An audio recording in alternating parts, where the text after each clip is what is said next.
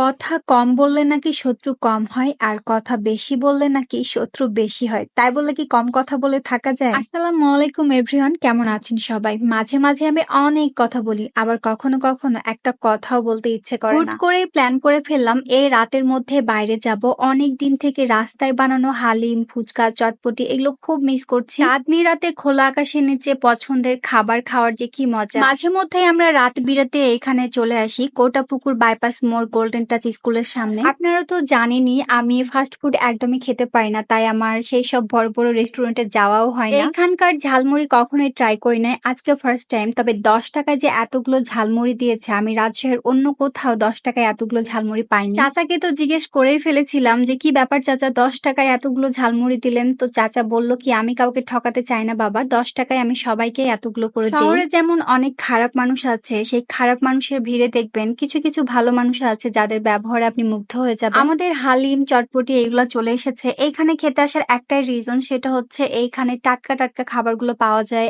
আর হালিমের মধ্যে কোনো প্রকার মুরগির মাংস অ্যাড করে না, পুরোটাই গরুর মাংস থাকে। খাবারের টেস্টের কথা কি আর বলবো, এক একজনের মুখের টেস্ট এক এক রকম, তবে আমার কাছে ভালো লাগে বলেই আমি বারবার এইখানে যাই। রাজশাহীর মধ্যে যারা আছেন তারা চাইলে সেখানে গিয়ে টেস্ট করে আসতে পারেন। তারপরে আমরা চলে গিয়েছিলাম আমচত্বরের দিকে। তো একটা মুদিখানার দোকানে দাঁড়ায় গিয়েছিলাম, কারণ রাইখানাপুরি আইসক্রিম খেতে চেয়েছিল। দোকানের সামনে গিয়ে দেখি অনেক মানুষ ভিড় করে লাচ্ছা সেমাই কিনছে, আর লাচ্ছা সেমাই গুলো দেখতেও অনেক বেশি ভালো লাগছে। আমারও ইচ্ছা করলো এগুলো একটু করে কেনার, তো সবগুলোই আমি একটু একটু করে কিনে নিয়েছি। ঈদের দিন লাচ্ছা সেমাই রান্না না করলে তো মনে হবে যে ঈদটাই হলো না। এতদিন তো প্যাকেটের লাচ্ছা সেমাই রান্না করেছি, এই টাইপের লাচ্ছা সেমাই গুলো কখনো রান্না করে খাওয়া হয় নাই। এগুলো টেস্ট করে দেখবো। দাম কিন্তু কম ছিল না, বেশ ভালোই ছিল। বাইরে বের হলে কেন জানি না আমার অনেক বেশি গরম লাগে, ঘামতেই থাকি। আর একটুও দেরি করা যাবে না, সরাসরি বাসায় চলে গেলাম। আর বাসায় এসে দেখেন আপনাদের ভাইয়া কাকে নিয়ে এসেছে, অনেক বড় কুটুম। কুটুম আবার ঘর দুয়ার সবকিছু ভালো করে দেখছে কোথায় কি রাখা আছে। কুটুমের ঘর দুয়ার জিনিসপত্র কিচ্ছু ভাল লাগে না, তাই আর একদমই থাকবে না। ঘর থেকে বের হয়ে সোজা যে দরজা দিয়ে এসেছিল সেইটার সামনে বসে গিয়েছে। আমার ছানা আর ছানার বাবা তো তাকে ছাড়বেই না, এত বড় কুটুম এসেছে, তাকে একটু নাস্তা পানি দিয়ে আপ্যায়ন না করলে হয়? আজকে কুটুমের পছন্দের খাবারই রান্না করা হয়েছিল মাছ, সেটাই তাকে এক পিস খেতে দিয়েছে। তারপরেও আপনাদের ভাইয়া কুটুমের মন পাচ্ছে না, তাই মাছের টুকরাটাকে নিয়ে সে যেখান থেকে এসেছিল সেইখানে রাখতে চলে গেল। সবাই ভালো থেকেন, সবাইকে আল্লাহ হাফেজ।